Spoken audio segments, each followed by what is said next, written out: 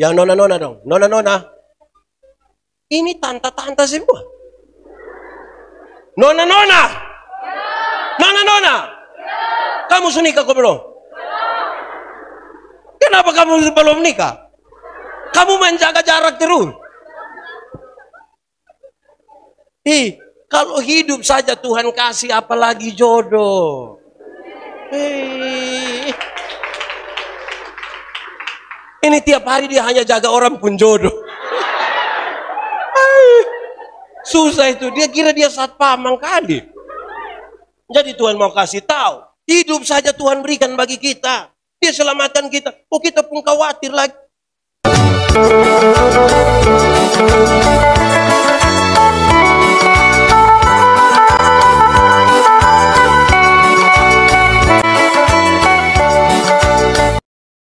Kami mohon kepadamu Tuhan Allah, kuatkanlah dan teguhkanlah iman kami, supaya waktu di mana kami belajar firman Tuhan, sungguh-sungguh itu menjadi waktu terbaik buat kami. Tuhan, jauhkan semua penggoda pencoba. Biar dalam damai sejahtera-Mu kami belajar firman Tuhan. Kami rindu pada firman. Berfirmanlah bagi kami Tuhan. Di dalam nama Yesus firman yang hidup itu kami berdoa. Amin. Bapak Ibu Saudara-saudara, shalom. Kurang kuat, shalom.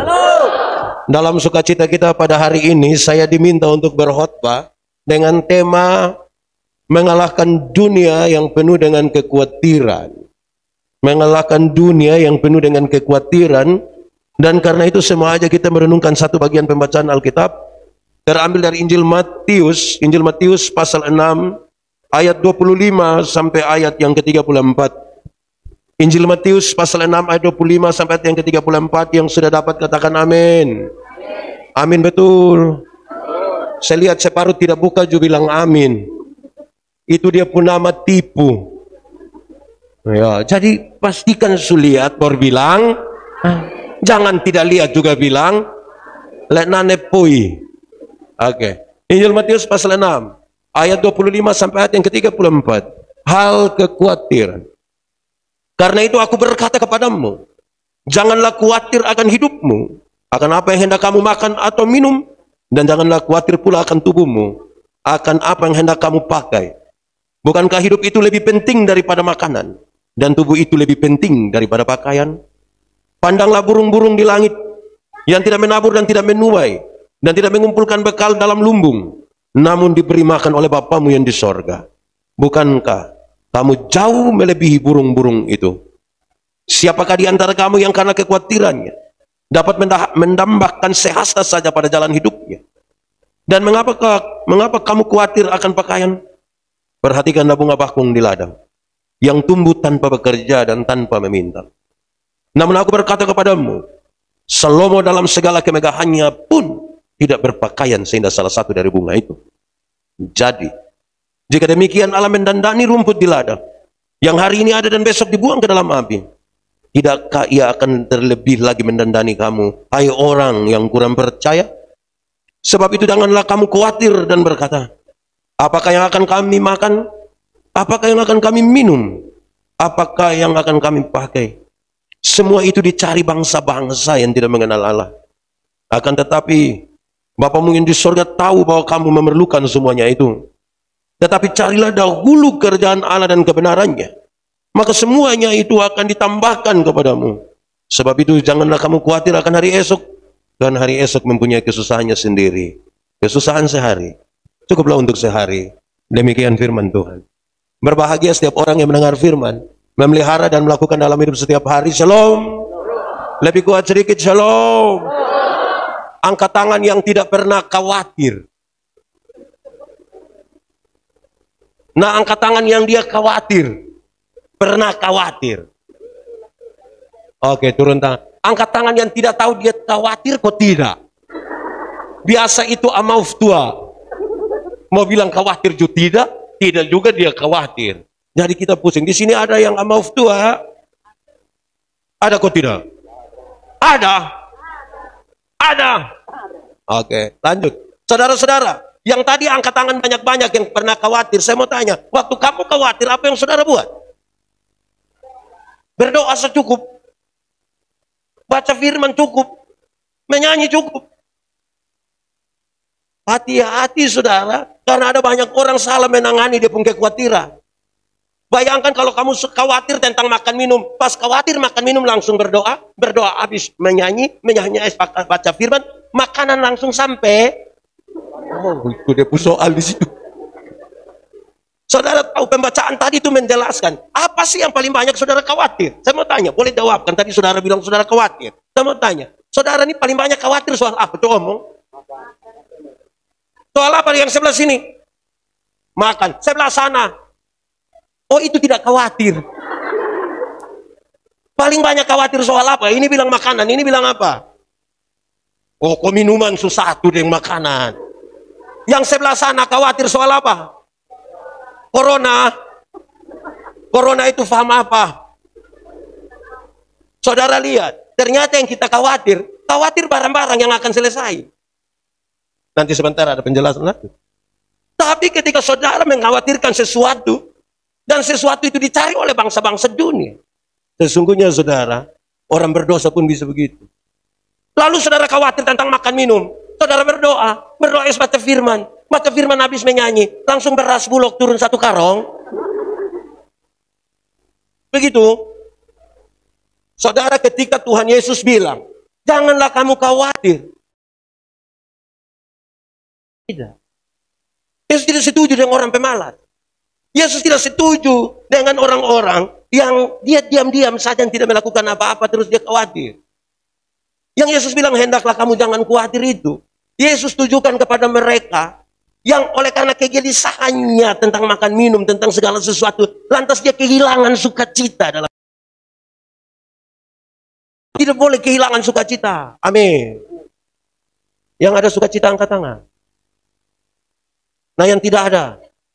Saya mau kasih tahu berulang-ulang, ini mungkin kali yang ke-10 saya mau kasih tahu. Sukacita dan senang. Senang sama kok beda. Beda kok sama. Sama kok beda. Dia pun beda di mana? Tulisan beda.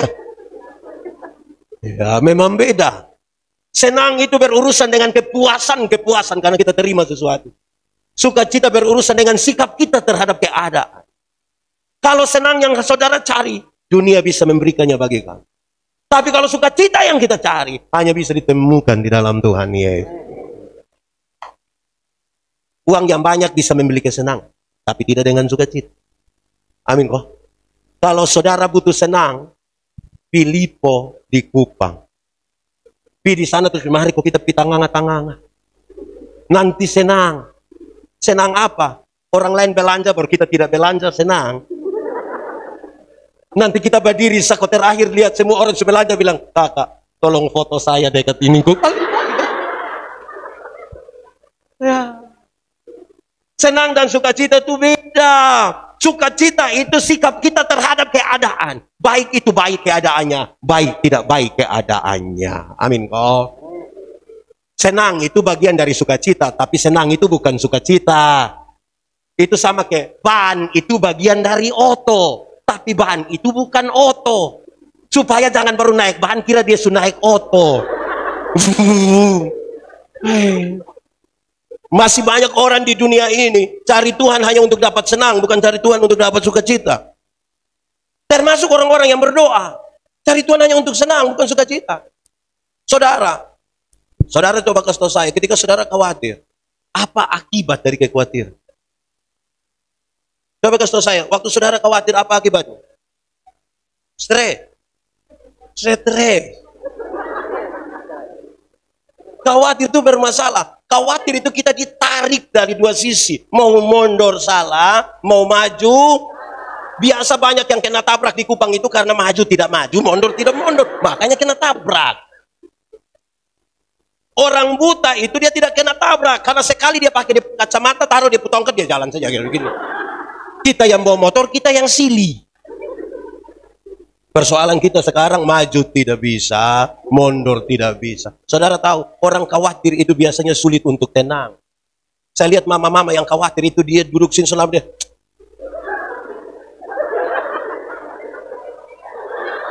Betul. Di Soe ada. Dia ibu-ibu kok bapak-bapak. Itu ibu ada di sini. Dia pakai baju warna kuning. Oh, Saudara, apa yang kita cari sesungguhnya, saudara? Kalau kita khawatir, saya tadi bercerita dengan Ibu Pendeta Agnes, saya kasih tahu, saya tanggal 31 Maret tahun 2019, berarti kurang lebih 2 tahun yang lalu, saya dinyatakan gagal bernapas oleh dokter. Gagal lulus artinya, gagal lulus berarti tidak lulus. Kalau gagal bernapas artinya mati. Mati. Mati. Itu barang seluruh begini. Terus puji Tuhan Tuhan buat mujizat waktu itu. Tuhan buat mujizat. Saya sembuh. Saya sehat seperti hari ini di sini. Yang menarik bahwa di ujung dari kesembuhan itu, saudara. Menurut mereka dong bilang begini. Bahkan orang lagi hebat pendeta. Ya Andi sakit. Satu kupang itu pikiran pendeta. Ya Andi sakit. Orang banyak-banyak di rumah sakit. Orang tidak mau keluar dari itu tempat. Pak Pendeta ada di situ. Aduh, waktu saya mau pulih, lantas dormnya begini. Pak Pendeta berdoa waktu itu. Berdoa pertama, berdoa kedua, yang ketiga baru jelas. Di doa yang ketiga saya bilang begini. Siapa yang percaya di dalam nama Tuhan Yesus, pasti akan diselamatkan. Terus saya dengar ada kalimat, ada orang Jawa bilang, amin. Ternyata yang bilang amin itu semua yang ada. Terus saya bangun. Saya bilang, Pak Dokter, saya sebut orang-orang yang ada di situ. Terus saya bilang, mari kita pulang. Waktu saya bilang, mari kita pulang, tuh saya mau dapat bunuh. Lu tadi mau mati baru sekarang pulang. Tapi saudara, waktu sudah di ruangan, di pavilion. Terus sejumlah orang pergi. Saya sebut 3 kelompok. Yang pertama dokter. Dokter yang menangani saya. Orang pergi bilang begini, Pak Pendeta, biasa kami menangani begini dan pasti mati. Kalau sampai Tuhan izinkan hidup, pasti cacat. Puji Tuhan saya tidak. Saya percaya itu. Tapi yang kedua datang ketua sinode bilang saya begini. Pak Yandi waktu doa itu sadar, saya tidak sadar. Oh, Roh Kudus berdoa bagi hal-hal yang tidak terkatakan oleh anak-anak. Tapi yang ketiga, datang seorang sahabat saya, seorang psikolog. Dia bilang saya, Pak Pendeta waktu berdoa sadar? Tidak. Pak Pendeta dengar. Ketika kita ada di bawah alam sadar, apa yang kita isi, itu yang akan keluar. Saya bilang puji Tuhan.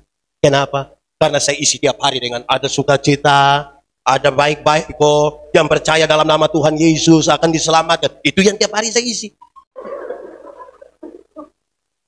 Nah, karena itu Tuhan kasih tahu. Tuhan Yesus bilang begini. Sebelum saya masuk ini, saya mau lanjut sedikit. Kalau saudara baca terus, Matius pasal 13 ayat 22 dia kasih tahu. Benih yang jatuh. Cepat, buka cepat itu Matius. Cepat! Matius pasal 13 ayat 22. Sudah dapat? Baca. 1, 2, 3.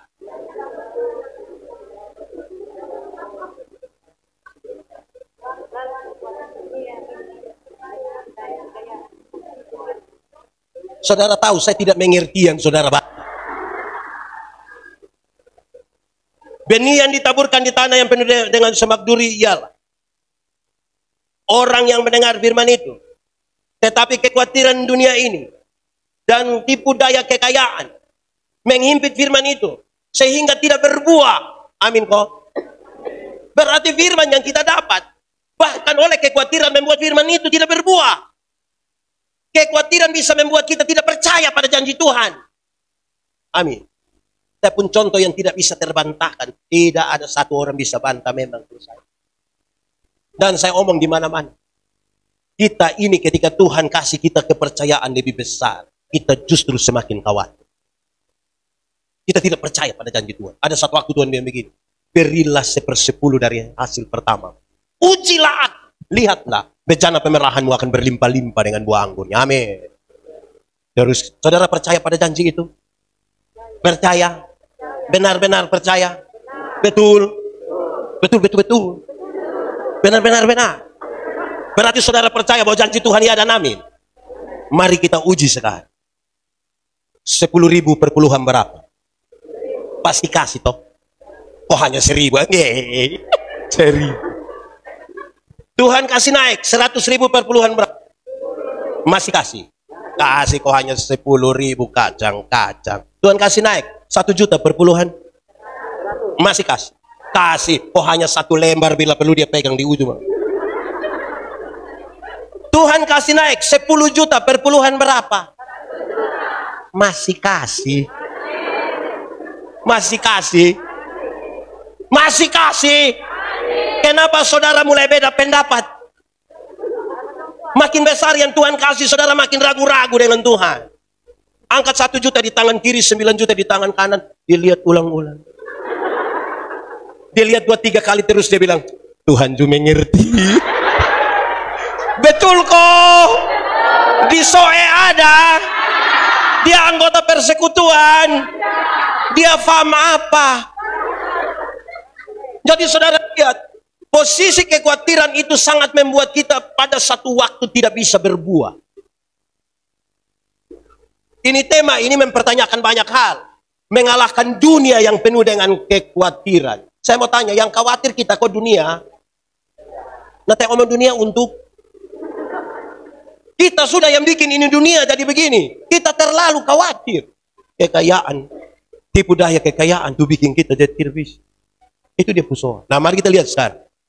Pembacaan tadi itu kasih kita beberapa hal yang menarik sekali. Pertama dia begini, hey, kenapa kamu jangan khawatir?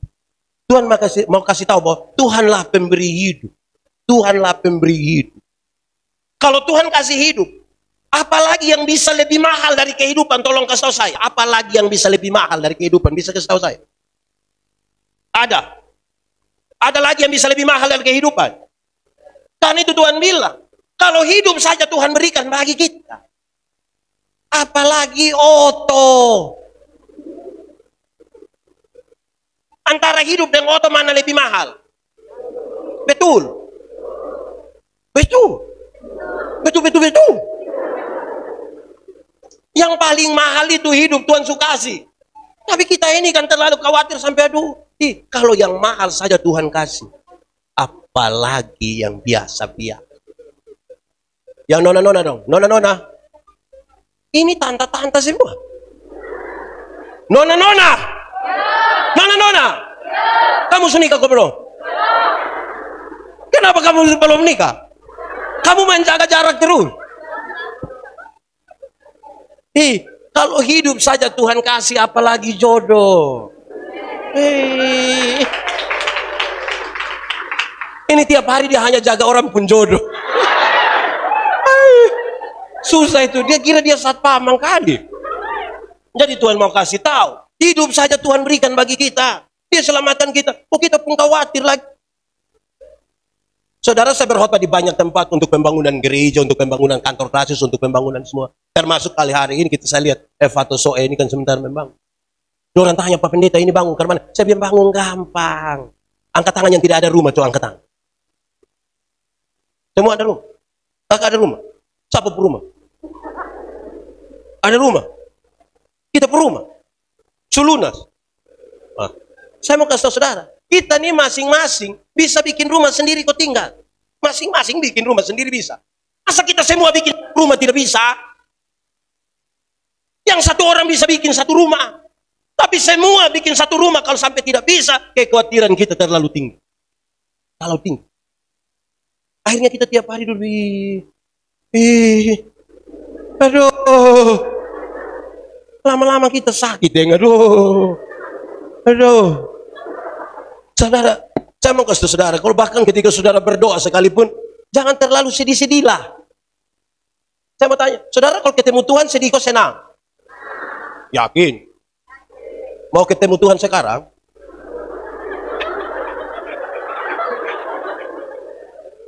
Saudara, kadang-kadang kita ketemu Tuhan ini, kita kayak karmana ya.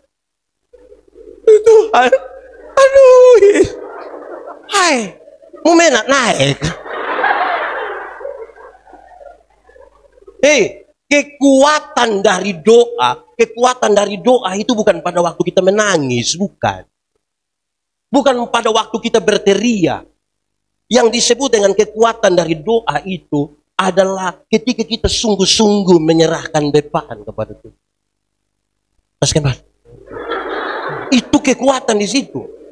Kita sudah sungguh-sungguh menangis, sungguh-sungguh berteriak, tapi kita tidak sungguh-sungguh menyerahkan beban kepada Tuhan. Kalau saudara berdoa, saya ingin sampaikan pada saudara, doa itu kekuatannya ada pada relasi. Kan kita berrelasi dengan Tuhan, kita dekat dengan Tuhan. Kita bisa bicara apa saja, dalam keadaan apa saja. Banyak orang memperhatikan kata-kata, tapi lupa membangun relasi. Akhirnya dia terlalu khawatir. Kalau kita berrelasi, saya pernah kasih contoh ini di acara begini waktu di GOR. Kalau saya dengan Pak Ketua Klasis, kami dua kenal baik, kami dua punya relasi. Saya jalan kaki, Pak Tua naik motor, ketemu saya di jalan tanpa saya minta, Pak Tua berhenti, tanpa saya minta. Pak Tua akan bilang, "Hei, tapi mana? Naik, karena kami dua saling kenal." Betul kok tidak? Tapi coba kalau kami dua tidak saling kenal. Bapak tua naik motor, saya jalan kaki. Ketemu saya di jalan, Bapak tua berhenti. Tapi Bapak tua bilang, "Ojek kok om." Aduh, banyak kita berkata-kata tapi tidak membangun relasi. Amin kok. Hidup jangan terlalu khawatir. Oh nanti mau bikin apa juga? Kalau kita itu punya relasi baik dengan Tuhan, kita pun omong itu ringan-ringan sah. Saya pernah kasih contoh pada saudara. Saya kenal saya pun istriku tidak. Saya kenal saya pun istriku. Kenalku tidak. Kenalku tidak. Kenal toh. Masa saya tidak kenal saya pun istri kita dua nih? Karena saya kenal saya pun istri. Waktu saya mau meminta sesuatu dia, saya minta santai-santai. Saya mau minta teh 1 gelas, itu saya memang bikin teh dosa. Gelas kecil saya. Jangan terlalu banyak gula. Papa takut sakit gula. Cara minta hanya begitu. Karena kita punya relasi kan. Masa saya mau minta teh di saya pun istri, saya bilang, "Mama, buatlah segelas teh. Jangan terlalu banyak gula ya. Papa takut sakit gula." Begitu pas habis mam tua tanya, "Telu sehat?" Pastikan dulu kita berrelasi dengan Tuhan. Bisa kok? Berdoa tanpa membangun relasi dengan Tuhan, kita akan hidup dalam kekhawatiran. Karena kita tidak percaya, kok hidup satu Tuhan berikan kok. Apalagi hanya daster. RB. Itu dia kasih. Hidup Tuhan berikan. Apalagi hanya baju seragam. Hidup tuh optimis sedikit. Kita ini jalan di mana hanya patah leher. Kau bilang, "Papa, hidup ini terlalu susah." Nah sudah lu mati sudah kalau memang masih terlalu susah. Saudara percaya Tuhan kok? Percaya? Betul-betul percaya. Nah kenapa main patah leherku? Kenapa? Nanti saya lanjut sampai itu. Tapi yang kedua, Tuhan pakai perbandingan. Lihatlah burung-burung udara. Tahu burung? Burung apa?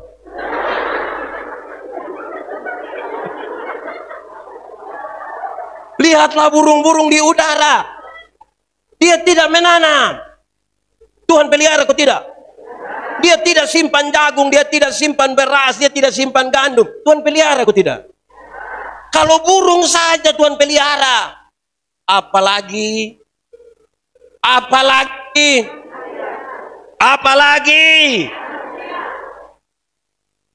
burung satu Tuhan pelihara. Tapi dengan catatan. Tuhan memberi makan kepada burung pipit. Tapi tidak melemparkan gandum ke dalam sangkar. Dia mesti keluar dari sangkar. Untuk cari bisa. Resiko kena fiti. Tapi dia bicara. Di sini ada yang biasa fiti burung. Itu anak di mana dia? Tuhan pelihara. Dia kasih tahu burung saja dia pelihara. Hidup Tuhan yang berikan. Dia kasih perbandingan. Lihat burung saja dia pelihara. Pak, saya kan tidak bisa terbang. Ya tapi ada kaki kok jalan. Terus dia kasih tambah satu. Bunga bakung. Pernah memintal. Pernah bikin sarung. Bikin selendang. Tenun. Tapi dia mendandaninya lebih indah dari selumput. Bunga bakung. Burung masih bisa lompat di situ. Bunga bakung bisa lompat. Tuhan pelihara. Padahal itu bunga bakung. Hanya umur 1 hari. Bunga yang indah itu hanya umur 1 hari. Teh mama umur berapa? 52. Mam tua masih hidup. Masih hidup kok. Siapa yang pelihara? Yang 1 hari saja Tuhan pelihara, apalagi 52. Ada anak dong. Aduh kenapa kok sakit?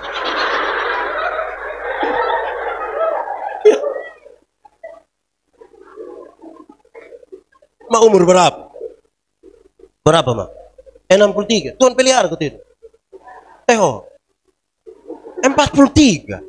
Kakak. Tuhan, Mama umur berapa? 48. Woi, saya kira 45. 48. Tuhan pelihara kau tidak? Bapak umur berapa? Umur berapa, Tuhan? 83. Bayangkan. Tuhan pelihara. Apakah Tuhan pelihara 83 tahun? Bapak tua tidak pernah susah? Pernah susah kau tidak? Pernah menangis kau tidak? Pernah tertawa kau tidak? Pernah apa lagi? Semuanya dia alami. Mari kita lihat yang keempat. Setelah banding antara burung dan bunga bakung, lantas Tuhan bilang begini, siapakah yang karena kekhawatirannya dapat menambah sehasta saja dari hari-hari hidup? Apakah karena Bapak tua kawat maka umur 83?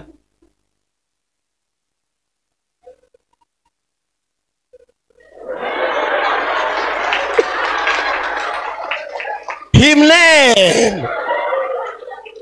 Ingat di saudara, wah Tuhan pelihara. Nanti omong Siripinang di seminare. Tapi semoga saudara, dalam naik turun dan dinamika hidup ini Tuhan sertai kita. Dengan menangis. Ada satu keluarga di Amerika.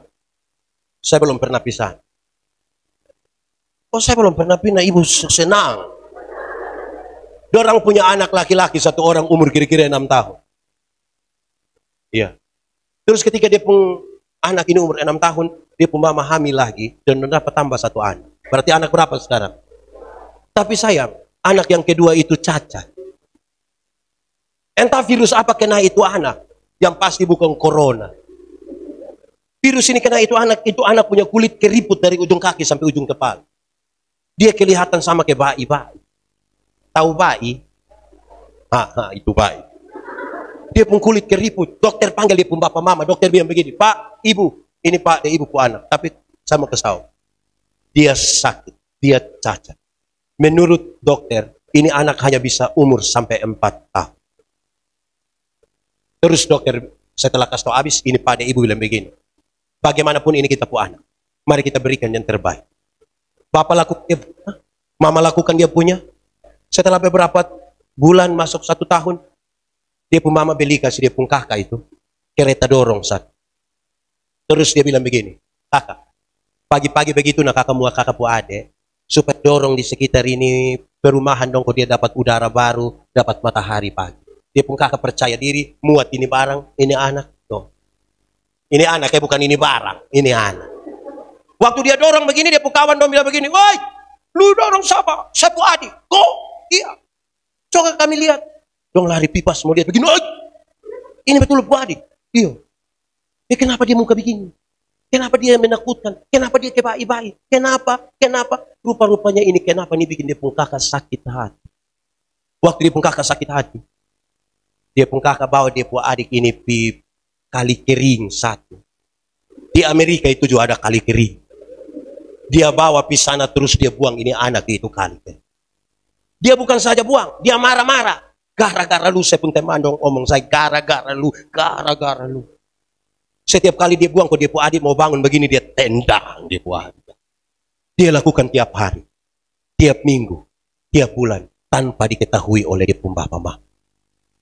Sampai satu hari, ketika don duduk di meja makan, mau makan, dia pun mama bilang kepada ini anak yang cacat, adik, nanti baru mama bagi makan, kasih lu Ini anak bilang, tidak usah mah. Loh, kenapa tidak usah?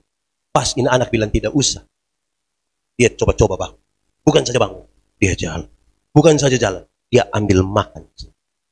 Waktu dia ambil makan, dia pun mama lihat, dia pun ambil, puji Tuhan, haleluya, Tuhan terlalu baik. Dia pikir tahu dia pun suami, Bapak, Tuhan buat mujizat. Kenapa? Kita pun anak yang cacat itu sekarang bisa jalan. Dia pun suami bilang, Mama, undang tetangga dong besok bikin syukuran. Besok ketika tetangga-tetangga semua hadir, dia pun orang tua bangun bilang begini, Bapak Ibu Saudara-saudara, kami undang Bapak Ibu Saudara-saudara ada di sini karena Tuhan buat perkara dalam keluarga kami. Anak kami yang bungsu, yang cacat, yang dokter bilang dia hanya bisa hidup 4 tahun, ternyata Tuhan mengerjakan sesuatu. Sekarang dia bisa jalan. Kami tidak ada kata lain selain puji nama Tuhan. Setelah kalimat-kalimat itu, dia pun mama tambah satu kalimat. Tuhan telah pakai dia pun kakak laki-laki yang penuh kasih sayang, telah mengajar dia pun adik tiap-tiap hari untuk bisa jalan. Saya ulang, Tuhan telah pakai dia pun kakak laki-laki yang penuh kasih sayang, tiap-tiap hari mengajar dia pun adik untuk bisa jalan. Dia pun kakak Joheran bilang, penuh kasih sayang. Saya mau tanya, dia pun kakak penuh kasih sayang? Ada dinamika Bapak, tapi itu anak bisa jalan. Amin. Kadang-kadang kita merasa sendiri, kadang-kadang kita menangis, kadang-kadang kita rasa sangat kecewa dan seolah-olah Tuhan tidak berpihak pada kita. Kadang-kadang kita merasa kenapa Tuhan lebih memihak ke dia dan bukan ke kita. Seolah-olah kita mau bertanya, Tuhan engkau di mana? Tuhan ada. Dia tidak pernah meninggalkan saudara. Tapi dia sementara melatihmu untuk bisa berjalan. Saya kira lagu ini familiar. Seperti burung nasar melatih anaknya untuk bisa apa? Terbang tinggi. Sesekali dia lepaskan, tapi takkan apa? Jatuh. Saudara tahu lagu ini? Kalau tahu pulang baru menyanyi. Kita dengar firman dulu. Jadi saudara, mau khawatir sampai mana? Khawatir pun tidak akan merubah apa-apa dalam hidup ini. Tidak akan merubah apa-apa. Tidak. Lalu bagaimana sekarang? Tuhan Yesus kasih jalan keluar. Supaya hidup jangan hanya khawatir. Tuhan kasih tahu dua cara. Cara pertama, pusatkanlah hidupmu kepada kerajaan sorga. Pusatkan hidupmu pada kerajaan sorga. Carilah dahulu kerajaan Allah dan kebenarannya. Pusatkan itu yang paling mahal. Taruh duluan di situ. Kerajaan sorga itu apa? Saya ingin mengatakan kerajaan sorga pada dua hal. Yang pertama, kerajaan sorga itu sangat berkaitan dengan kehadiran Tuhan Yesus Kristus di tengah dunia. Pusatkanlah hidup kita pada. Nah, itu telepon dari kerajaan sorga.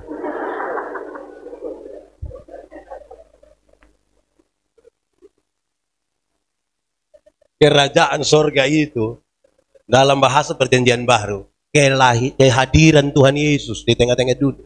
Amin kok. Tapi yang kedua, kerajaan sorga berkaitan dengan kepemimpinan Allah, pemerintahan Allah. Yang penuh kasih karunia, keberpihakan, yang memeluk mereka yang susah, yang menolong mereka yang sakit, yang peduli pada semua orang.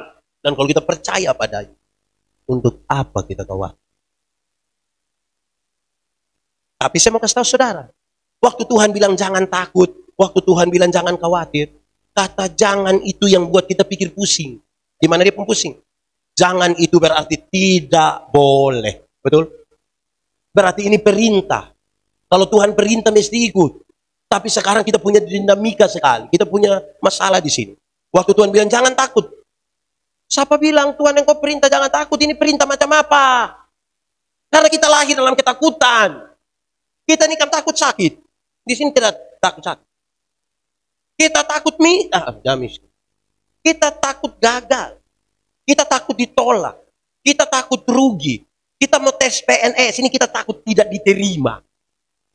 Kita takut mati mendadak. Kita pun ketakutan terlalu banyak. Lantas tiba-tiba Tuhan bilang jangan takut. Apa Tuhan pun maksud? Waktu Tuhan bilang jangan takut, jangan khawatir. Bukan berarti kita ketiadaan itu rasa sama sekali. Kalau kita masih manusia kan punya rasa. Tapi Tuhan mau kasih tahu. Bersama dengan Tuhan Yesus yang luar biasa itu. Yang adalah Tuhan dan Juru Selamat kita. Kamu akan menjalani hidup ini baik-baik saja sampai pada tujuan. Ini ibarat kayak kalau kita pergi Kupang. Dulu waktu Ramayana dengan Lipo baru ada. Ada itu tangga Bajala. Nama apa lagi? Pernah pi. Pernah bawa tanta dong. Pernah kok. Terus sampai sana kita bilang, tanta, tim saya. Terus mantua bilang begini, kenapa? Tahu. Tanta, naik. Dia tidak mau kan? Kenapa dia tidak mau? Takut. Waktu dia bilang takut, apa yang saudara lakukan? Waktu dia, tahu. Saudara bikin apa? Ada dua hal yang kira-kira saudara lakukan. Yang pertama, saudara akan bilang kasih contoh. Saudara akan bilang begini, oh begini. Betul? Begini. Terus dia putar kembali datang, begini. Itu pertama. Setelah kita kasih contoh, begini. Dan dia tidak lakukan. Apalagi yang saudara buat? Kita suka kasih contoh, Tante tidak mau. Saudara bikin apa lagi? Bikin apa lagi? Begini. Waktu pegang kau helakas lagi, itu toh tidak apa-apa. Coba lagi Tante. Gitu. Jadi ketika Tuhan bilang jangan takut, jangan khawatir, dia tidak bermaksud untuk kita kehilangan rasa takut. Tapi dia mau kasih tahu, dalam perjalanan dengan Tuhan, kamu akan sampai. Wih, saya terlalu semangat sampai keringat. Di sore. Saudara, lanjut. Lalu kalau begitu, apa yang harus dilakukan? Baca ini teks, ini bagian dari khotbah di bukit. Sehingga kita jangan kasih putus di sini. Supaya kita dapat di penjalan keluar. Saya rindu satu orang. Baca dengan baik. Baca dengan baik. Lanjutan di pasal 7 ayat 1 sampai 5. Silakan. Sudah dapat? Matius pasal 7 di perjanjian lama. Oh baru? Oh dia cari lama sekali? Baca. Tapi dibaca di mana kok? Hal menghakimi. Jangan kamu menghakimi, supaya kamu tidak dihakimi. Karena dengan penghakiman yang kamu pakai untuk menghakimi, kamu akan dihakimi, dan ukuran yang kamu pakai untuk mengukur akan diukurkan kepadamu. Mengapakah engkau melihat selumbar di mata saudaramu, sedangkan balok di dalam matamu tidak engkau ketahui? Bagaimanakah engkau dapat berkata kepada saudaramu, biarlah aku mengeluarkan selumbar itu dari matamu, padahal ada balok di dalam matamu? Hai orang munafik, keluarkanlah dahulu balok dari matamu, maka engkau akan melihat dengan jelas untuk mengeluarkan selumbar itu dari mata saudaramu. Tadi yang pertama, untuk lepas dari kekhawatiran, taruhlah perhatian kepada kerajaan sorga, di mana itu berarti kehadiran Allah dan pemerintahan Allah. Tetapi selanjutnya, Tuhan Yesus mau kasih tahu, supaya perintah-perintah yang Tuhan berikan bagi kita tuh, pahami dan lakukan supaya kamu selamat dari kekhawatiran. Karena tadi, kalau kita tetap khawatir, dia kasih contoh habis, dia akan bawa kita. Lalu saya minta saudara baca ini. Kenapa? Kenapa? Menghakimi. Saya baru berkhotbah ini 1-2 hari lalu. Saya suka kasih tahu, jangan pakai kata menghakimi lah. Menilai. Kita ini cenderung terlalu banyak menilai orang. Pokoknya tiap hari kita ketemu satu orang, kita nilai dia. Ketemu satu, kita nilai dia. Dapat lihat suami, kita nilai dia. Anak bikin tak salah sedikit, kita bilang, kelupum bapak pun keluarga dong. Anak bodoh sedikit, kita bilang, ini mama dong punya, ini mama dong punya. Betul? Jadi kita terlalu banyak penuh dengan penilaian.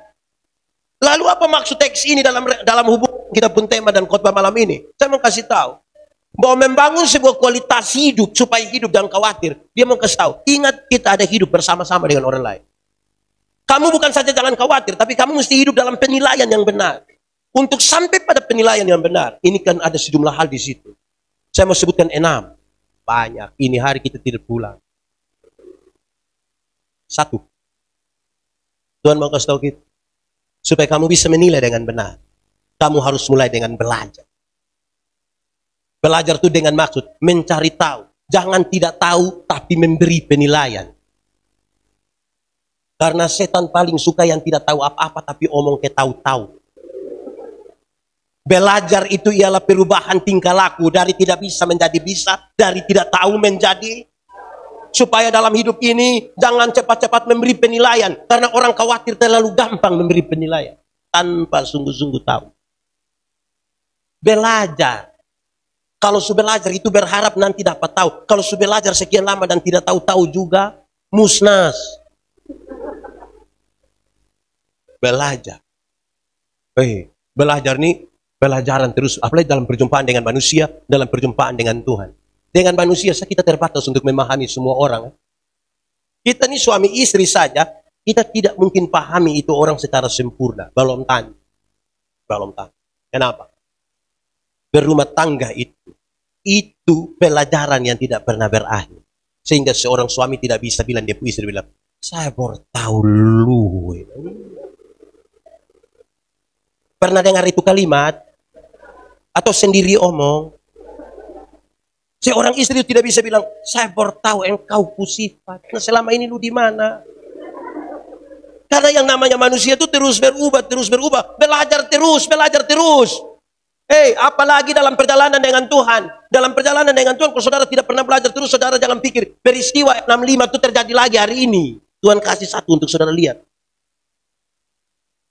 Saya berkisah satu saya pun kisah banyak, saya kisah satu. 2002 sampai 2004, saya melayani di Alo. Saya mau pulang Kupang. Saya rindu, saya pun nona. Saya begini-begini ada nona. Di Kupang. Saya rindu, jadi saya bilang, Tuhan, saya mau lihat itu nona. Oke. Saya pagi masih pimpin satu kebaktian minggu di Ilawe. Saya rencana pimpin jam 8, habis jam 10, langsung Kalabahi. Habis jam 10, saya menuju Kalabahi. Jalan kaki. 29 kilo. Saudara yakin bisa sampai 2 jam? Karena ferry jam 12. Bermodal pisang 1 sisir, air minum, jalan. Sampai Pantai Dere, ada oto datang. Itu oto datang, saya bilang, berhenti. Berhenti, muat saya. Oh, ini orang gereja juga, Pak Deni namanya. Kami bercerita. Sampailah di Jembatan Hitam, 12:30. Itu Jembatan Hitam. Dari Jembatan Hitam, pi pelabuhan masih 5 kilo. 5,6. Terus saya mandi. Pendeta yang di situ kebetulan itu kemudian dari saya mama sakit. Dia mandi. Lo mandi mau kemana? Pi Kupang. Jam 1 ini lu pi Kupang. Itu ferry lu punya. Sudahlah, saya siap. Saya mandi. Saya bilang, Mama, saya tetap akan pi pelabuhan. Minta tolong Om Ima dulu. Om Ima tuh poster di situ. Antar saya di motor. Pi Dermaga Ferry. Sampai memang di Dermaga Ferry. Sampai sana Dermaga ada, ferry tidak ada. Ferry su sampai Tanjung 9. Sudah mau masuk di Mulukumbang yang terputar itu. Ada toh dermaga. Ferry su di sana. Saudara, saya berdiri di itu dermaga. Tuhan saya rindu. Sudah. Saya mulai balik belakang pulang.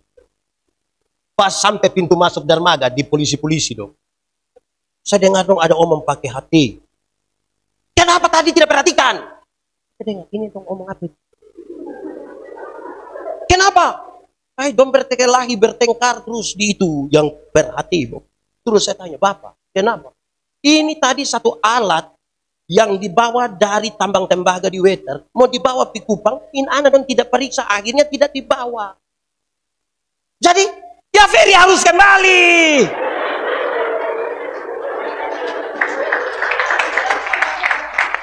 Waktu ferry kembali, buka dia pun pintu ferry, itu alat naik Pak Manovi juga naik. Sampai Kupang, aman toh? 1 kali seumur hidup. Saudara jangan coba bilang, santai sapi kita berdoa ferry kembali. Tidak akan pernah terjadi. Berhenti. Tuhan kasih kesempatan kita 1 kali untuk lihat. Tuh, kalau Tuhan mau bikin, dia bikin saja.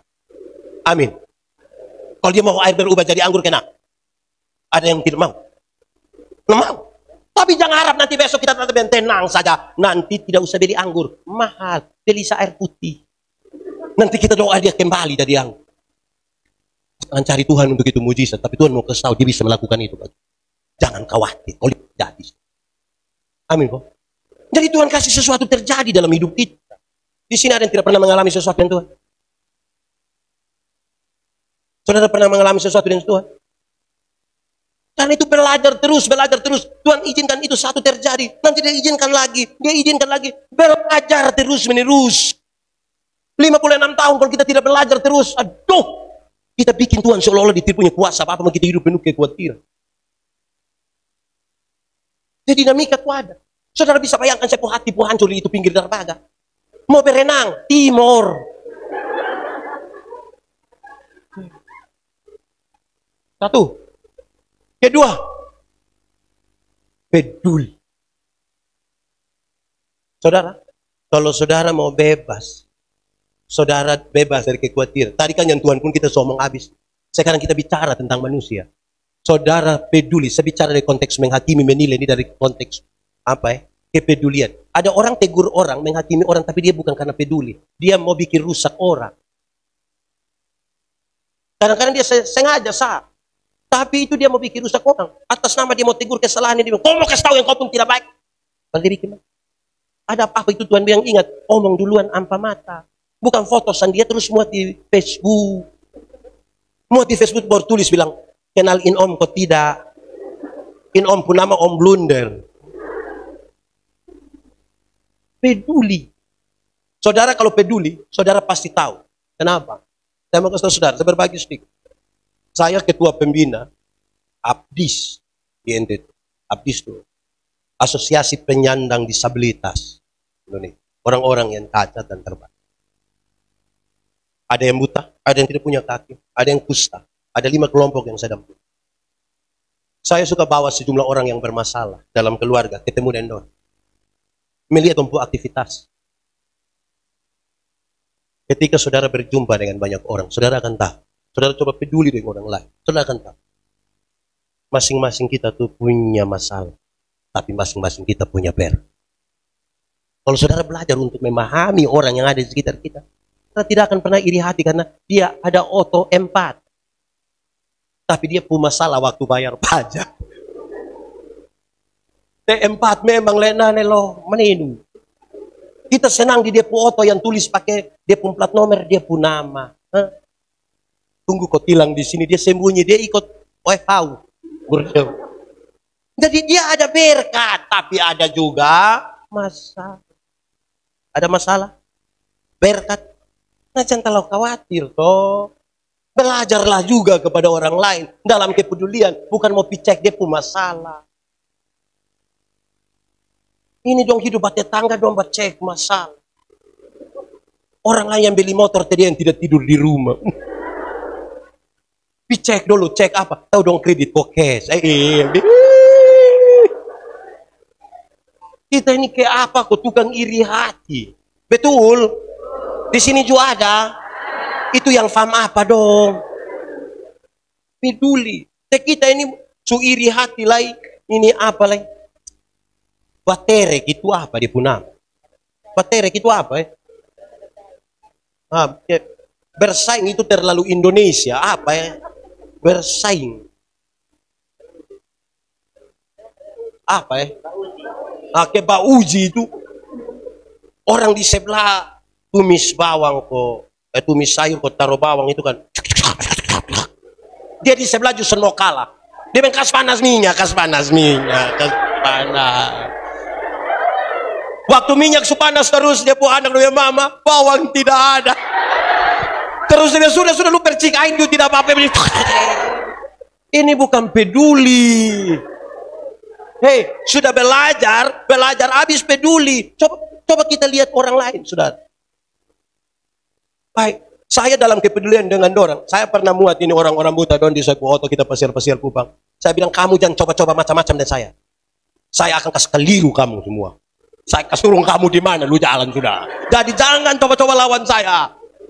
Terus satu-satu bilang gini, Pak Pendeta terima kasih. Dan dong pikir kalau saya ada, saya bantu bicara-bicara lah. Padahal saya tidak bicara. Bapak, trotoar sekarang bagus, mantap. Terus saya bilang jadi, kami bersyukur Bapak, tapi orang dong ini suka parkir oto ban satu di atas trotoar Bapak. Hah? Jadi kami tabrak oto Bapak.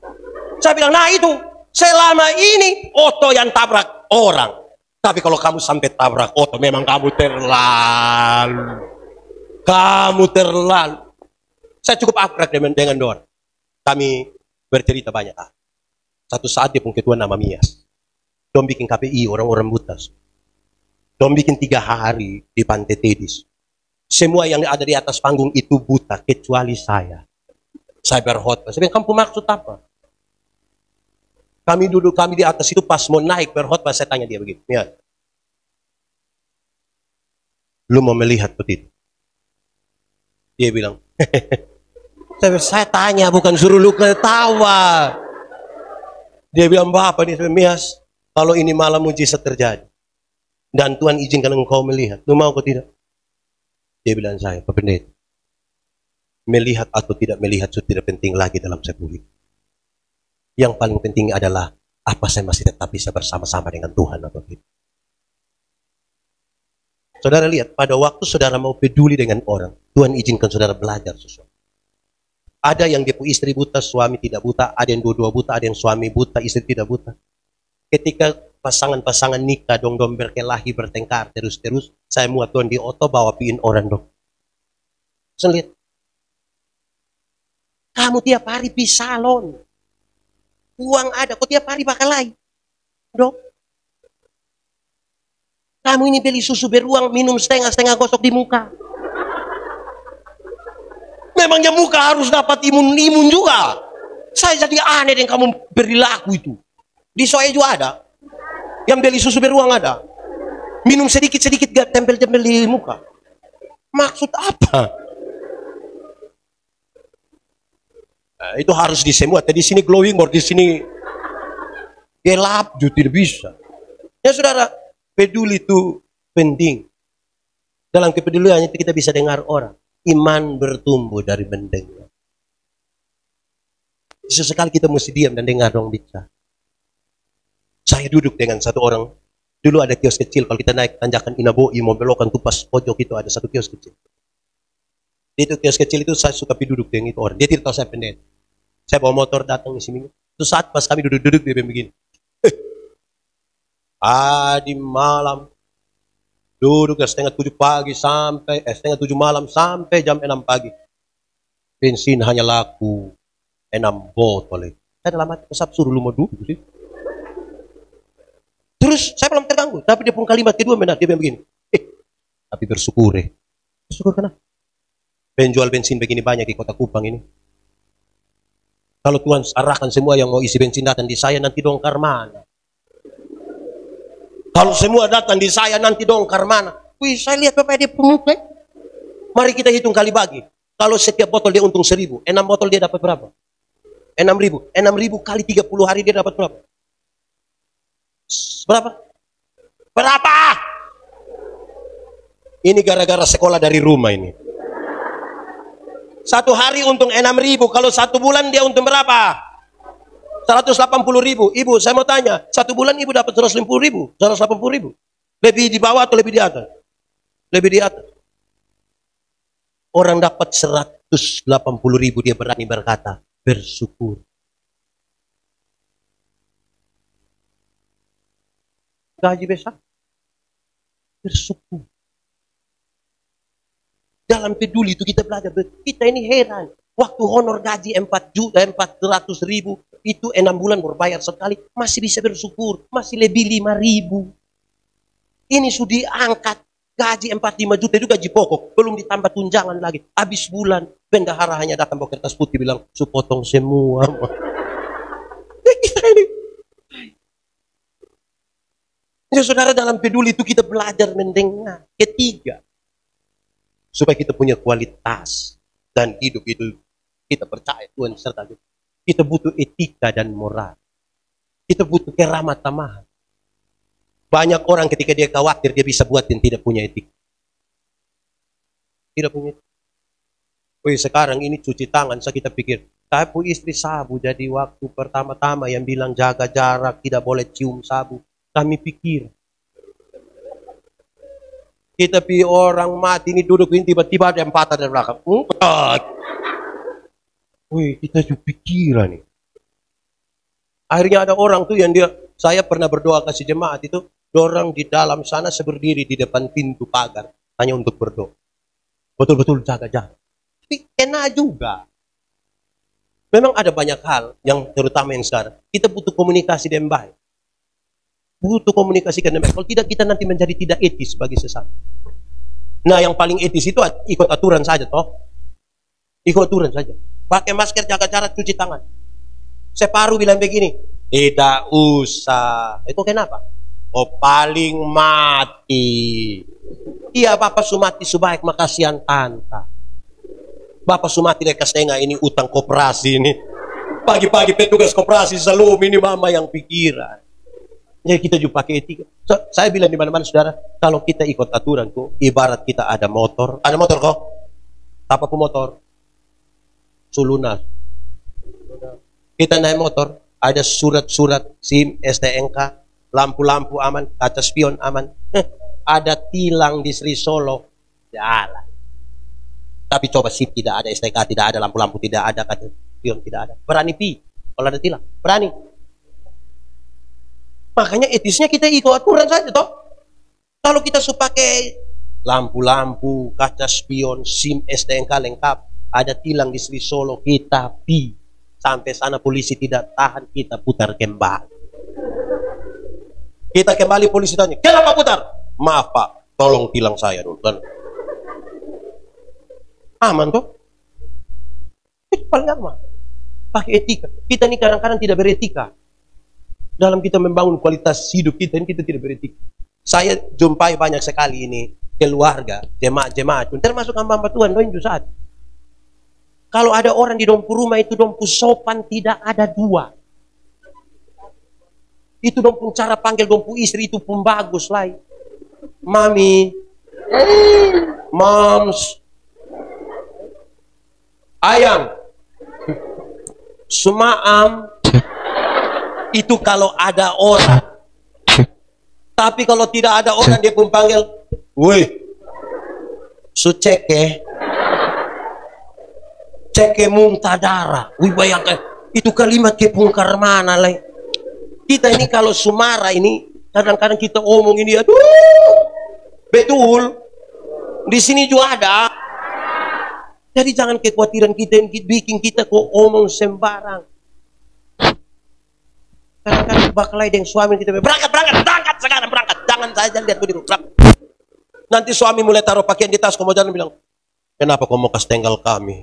Kok tadi siapa suruh berangkat? Siapa yang suruh kok suruh kita berangkat? Jadi, bikin apa-apa mesti ada etika juto. Amin kok. Etika itu penting. Etika itu. Kita ini kadang-kadang mungkin dingin, mungkin justru ada. Saya ini paling jengkel yang minta maaf ibu-ibu nona. Yang kalau naik otot kok pakai pakaian terlalu mini itu, kok mau turun otot dan setengah mati dan begini lah begini. Hai, kenapa kau bikin susah diri dengan? Hai, supaya apa? Di Soesu ada, meut kita ada.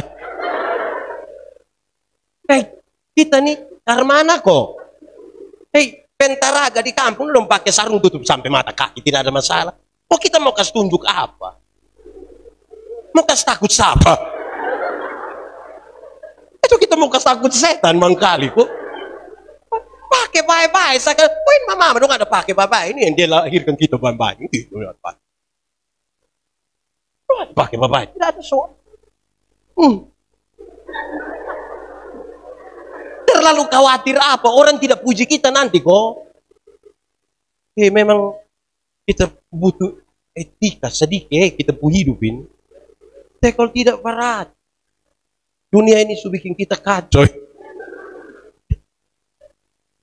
Woi, sehat pas sulama. Terus. Itu berapa 3. Keempat. Penyerahan dalam doa. Ini kaitan dengan kita menilai orang nih, itu bukan nilai-nilai belajar, peduli, pakai etika, dan serahkan itu. Dalam penyerahan kepada Tuhan itu saudara tahu. Ada hal yang kita bisa lakukan, tapi ada hal tidak bisa kita lakukan. Karena itu kita mau serahkan. Tuhan, saya tidak bisa ini dan saya khawatir sekali. Saya mau serahkan ke Tuhan. Kenapa saya harus serahkan ke Tuhan? Kita sudah berdoa kasih kita suami, untuk kita suami. Tapi kita tidak bisa merubah dia. Kita khawatir dengan dia. Tuhan yang bisa rubah. Kita khawatir dengan kita puan anak dong. Kasihan dong kawan dong pakai motor, kalau kita anak tidak pakai, lebih beli kasihan. Padahal kita khawatir kalau takut dong bilang dari rumah sakit. Poin anak dong satu, ban motor ada dua, dong keluar dari rumah dong mau pakai satu sah. Di Soeju ada Dombok itu yang 180. Saya berkhotbah satu saat di gereja Koinonia, tanggal 25 Desember saya ingat. Pas sampai pagi begini. Terus majelis sampai, Pak Pendeta, kami tadi malam di Kuanino tidak vestido. Tapi aku kenapa? Woi, anak muda dong gas motor nih bang. Polisi su tembak gas air mata lagi, sudah tembak peringatan, tetap dong gas. Tahu kita mau ke salah sapi, bapak dong yang salah, Kenapa? Oh bapak dong yang beli motor. Coba itu hari bapak dong yang beli motor, kurang pegang kayu, mau sampai pagi. Mau sampai pagi, tidak bisa. Karena kita yang beli ke motor, bum. Kita beli ke motor, tapi kita kan khawatir kalau nggak ada apa-apa toh, serahkanlah kepada Tuhan. Ya toh, kasih Tuhan tolong amin sendia dulu. Tapi jangan doa serahkan. Karena kita bisa lakukan. Saudara, saya mau kasih tahu saudara. Tuhan tuh hebat sekali. Dia mau ajar kita sesuatu. Saya biasa bilang begini. Mati hidup tuh persoalan di sini. Persoalan iman. Amin kok? Ini persoalan iman ini. Bahwa mati hidup Tuhan yang atur. Dia kasih tahu di otak. Otak. Yuk. Lu tahu kok tidak? Saya belum tahu.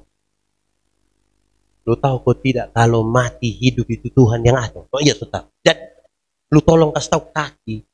Supaya kalau ototrek ada lari kincang, jangan lompat di tengah. Jelas kok?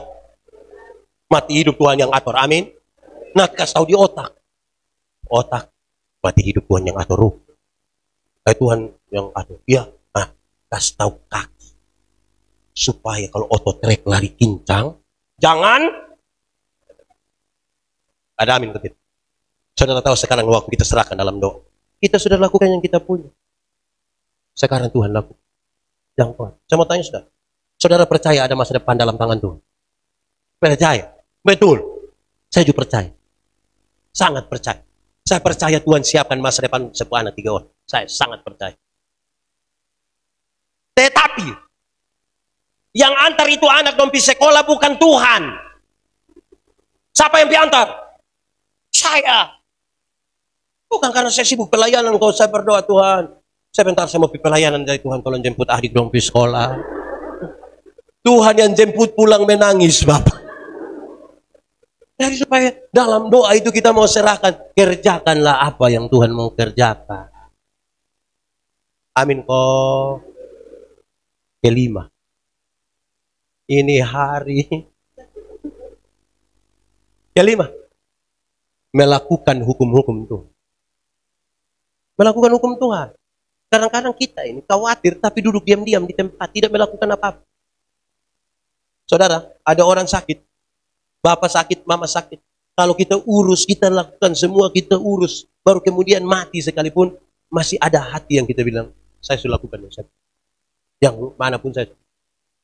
Tapi saya paling jengkel kok. Bapak mama sakit, don tidak urus. Nanti mati dulu, baru pas dia orang banyak, dia sengaja.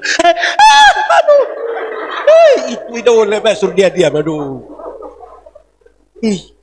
Di soeat yang begitu. Kita ini kadang-kadang masuk, saya itu penuh drama.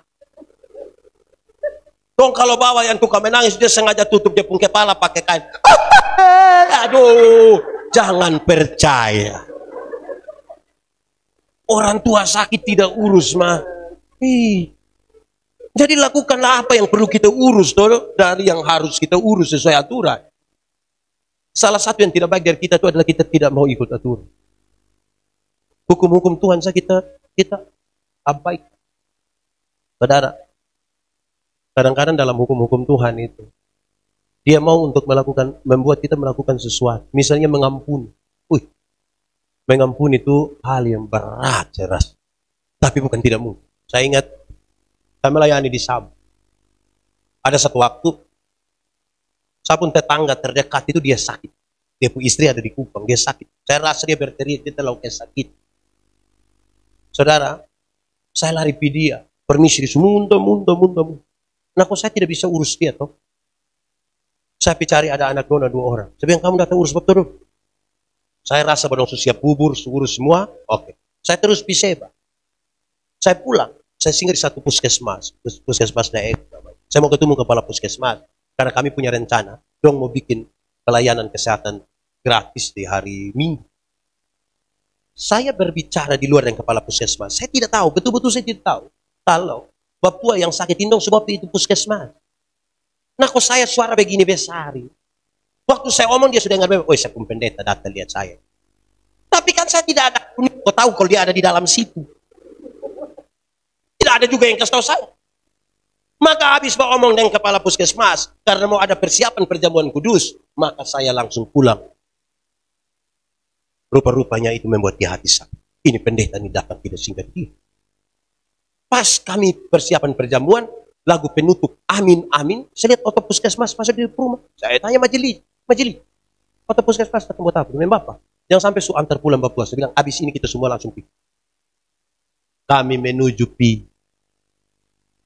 Pas kami sampai di situ, baru di pintu pagar, dia bilang begini, usir itu pendeta. Saya masih pakai toga ini. Usir itu pendeta. Wih, saya lihat ini majelis separuh sebelum Bapak, ini tidak bisa. Dia maki lagi, dia bakalai lagi. Saya lihat separuh lebih memilih menjauh. Saya tahu bahwa dia pun istri sudah. Saya masuk. Tidak. Bukan karena saya kuat. Makan puji, makanya. Saudara bayangkan pi dengan orang omong begitu. Woy. Saudara, saya duduk sambil dengar dia bicara dari dalam. Dia istri itu sangat terbebas. Terus dia bilang, saya bilang dia istri, Ina, bikin ame kopi dulu. Memang itu kopi pakai gula, tapi pahit. Terlalu pahit. Sambil dengar, saya pun majelis separuh itu semua nangis. Dan tidak tahan dengar. Habis pulang. Waktu pulang sampai rumah, baru masuk kamar tidur, saya menangis sejadi-jadinya. Saya masih pakai toga. Saya menangis, Tuhan saya salah. Saya salah. Saya salah apa Tuhan juga stop saya salah. Saya tidak tahu kalau dia di situ. Masalah apa juga sampai dia bisa mati saya begitu. Saya tidak tahan di situ, saya pergi ke Seba. Malam itu saya tidak bisa tidur. Saya pikiran sekali. Terus saya berdoa begitu. Tuhan, saya tidak mungkin naik mimbar sebelum saya minta maaf itu. Kan hukum Tuhan suruh minta maaf, suruh mengampuni. Tuhan tahu saya tidak bisa tidur. Tolong saya minta doa biar saya bisa tidur dan tolong saya supaya saya bisa pergi minta maaf di dia. Kan saya tidak mungkin mau perjamuan ini. Puji Tuhan saya bisa tidur. Pagi-pagi bangun siapa baik menuju ke Mesara. Menuju ke Mesara hati tambah. Hati tidak bisa. Ini mau minta maaf. Kita tidak salah baru minta maaf. Pernah alami, kok ada yang pernah alami. Apalagi minta maaf di orang yang tidak ada sebab akibat yang gitu, kok dia ada kesempatan saya. Saudara bisa bayangkan kan? Makin dekat, makin dekat, makin dekat. Wih, saya rasa tidak bisa betul. Nah, untuk mau sampai rumah pelayan itu harus lingkar lewat di depan rumah begini. Dia mungkin mulai dengar saya bunyi motor dari sana. Pas saya pun parkir motor di depan muka rumah. Kenapa saudara lihat saya? Pas saya parkir motor di depan muka rumah, dia lari dari sana. Saya pikir ini mati sudah. Ini dia pukul saya, cepat. Hei. Ini hari kita sudah bakal live pasti. Ternyata saudara tahu. Dia lari begitu hanya mau berlutut di depan kaki. Satu kalimat yang dia ucapkan begini, saudara dengar kalimat. Bapak tidak boleh naik mimbar dulu sebelum saya minta maaf. Bapak tidak boleh naik mimbar dulu sebelum saya minta maaf di Bapak. Saya di Seba berdoa, Tuhan, saya tidak boleh naik mimbar dulu sebelum saya minta maaf di dia. Justru dia lagi bergumul untuk tahan saya jangan naik mimbar sebelum saya minta maaf. Dia minta maaf. Apa yang saya mau sampaikan di sini? Kami dua langsung berpelukan hari itu. Berpelukan. Itu belum ada corona. Kami berpelukan dan jemaat yang mau perjamuan mereka menangis di sekitar kami. Poin yang saya mau sampaikan begini. Kadang-kadang kita terlalu khawatir sampai perintah Tuhan pun kita tidak berani jalankan. Kita terlalu khawatir sampai, kalau saya yang biar, padahal saudara lihat Tuhan pun cara kerja begitu luar biasa. Saya mau minta maaf di dia, tapi Tuhan menggerakkan untuk dia juga mau minta maaf. Waktu dua orang yang sama-sama dibukakan hatinya, kemuliaan Tuhan itu ada. Walaupun saudara setepuk tangan, tapi khotbah masih terus. Siapa mau suruh saya khotbah? 6. Ada 12 kok. Tidak, saya sudah janji 6. Sudah lebih dari jam 10 maka. Saya mau malam penuh berkat. Saudara, yang ke-6, berpikirlah positif. Saudara jangan mulai isi dengan yang negatif di sini. Banyak orang membangun hidupnya dengan semua yang negatif. Termasuk ketika dia ada dalam masalah, ketika dia ada dalam penilaian terhadap orang lain, dalam segala macam. Banyak sekali di sini. Akhirnya, dia dirusakkan oleh cara berpikir yang negatif. Saya pernah kasih contoh begini. Ada satu ibu atau nona. Saya setiap kali keluar rumah, ketemu dia setiap pagi. Kami dua tidak tahu, tidak saling kenal. Tapi yang penting sering ketemu. Tidak ada masalah. Sampai satu saat saya pun teman bilang begini. Pernah ketemu ini ibu yang dia pun ciri-ciri begini. Oh, setiap pagi saya ketemu. Kenapa? Terus saya pun teman bilang begini. Jangan lihat begitu, jangan lihat begitu. Kenapa? Dia lihat begitu, tapi dia itu hanya dia bilang menurut saudara besok pagi saya ketemuin ibu, saya pemikiran berubah kok tidak? Saya pemikiran berubah kok tidak? Berubah. Padahal orang hanya bilang, ini dia tidak ngomong apa-apa ini. Tapi pagi-pagi waktu ketemu dia, saya bayangkan. Ketika saya mulai tergoda sedikit, pikiran mulai kacau. Maka saya mulai mencari sejumlah argumentasi yang bilang, betul. Jadi hati-hati dengan ini. Makanya Tuhan kasih tahu kita, jangan cepat-cepat menilai apapun. Kalau kamu tidak menjadi bagian dari orang lain, termasuk nanti ketika kamu berpikir yang negatif terhadap seseorang. Kita nih, saudara-saudara, kadang-kadang untuk kita mau jadi baik, kita suka kerusak orang. Saya paling jengkel yang hamba-hamba Tuhan dong, yang berdoa habis kok. Pas keluar begini, juga orang datang tanya, tadi doa apa?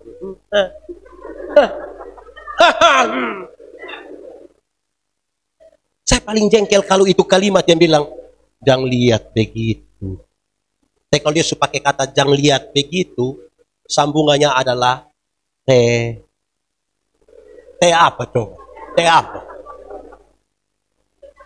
T apa? Saudara, saya mau kasih tahu kita bahwa dia menjadi satu paket untuk kita menjalankan hal-hal yang Tuhan mau kita jalankan supaya kita tidak tinggal diam di dalam kekhawatiran. Karena kita tadi khawatir kan. Terus karena kita khawatir, Tuhan waktu bilang jangan khawatir itu untuk bukan kasihan kita purasa itu. Tapi supaya kita mengelolanya dan kita tidak kehilangan damai sejahtera karenanya. Supaya sukacita itu tetap ada pada kita. Jangan sampai kita ada hal-hal yang di luar kita. Yang saya paling bermasalah ini kalau kita yang khawatir itu kan kadang-kadang bukan berpikir tentang hari ini. Tapi dia pikir lebih banyak di masa lalu, lebih banyak di masa depan. Padahal kita hidup di hari ini. Ada orang yang hanya kita semua ini punya masa lalu. Dan banyak kali kita masa lalu cenderung kita mau tutup-tutupi supaya orang tidak tahu. Kita khawatir sekali kalau orang tahu kita masa lalu. Mau bikin apa? Masa lalu tidak bisa dirubah. Tapi masa depan bisa dirancang dalam nama Tuhan. Kenapa khawatir? Ada orang yang bukan pikir masa lalu, dia pikir masa depan. Tiap hari dia hanya bilang, Bapak Pendeta, nanti kalau saya sudah tidak ada, lu masih ada ini. Oh, engkau masih ada, kenapa pikir gue nanti tidak ada? Kayak apa kok? Sedikit-sedikit. Nanti saya tidak. Belum lah dia pun bapak model begitu. Iya, nanti lu tidak ada, dia kawin lagi. Lu diam.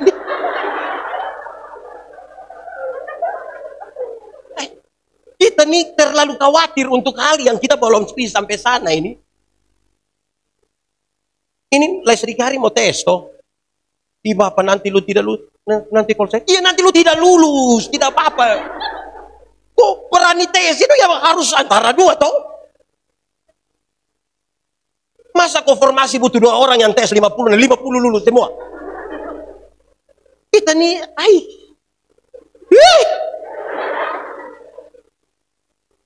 seolah-olah hidup berakhir kalau ini tidak jadi.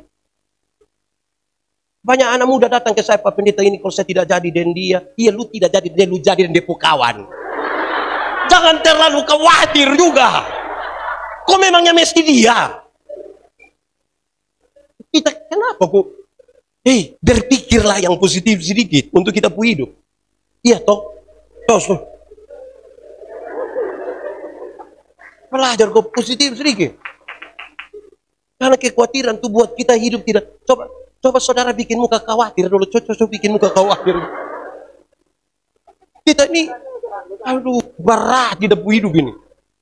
Nah saudara lihat. Kekhawatiran tuh sesungguhnya muncul dari dalam sini. Padahal barang di luar tidak apa-apa.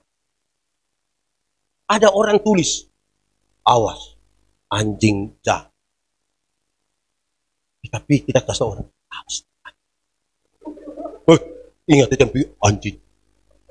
Padahal di itu rumah tidak ada anjing. Kita belum tahu, tapi dong tulis. Lu kenapa tulis? Pak, anak dong biasa datang curi mangga, jadi saya tulis sih. Tapi karena kita tidak tahu, kita bilang, awas deh, bapak pun dong begini semua. Lu lihat gimana? Kita hidup nih kalau kita tidak segera rubah berat. Nah, itu semua butuh Roh Kudus. Saya mau tanya saudara mau ada Roh Kudus? Amin. Kaitan dengan 2 teks saya mau kasih tahu. Kalau saudara mengampuni, saudara melakukan yang Tuhan mau, kepahitan yang ada di dalam sini saudara kuras keluar.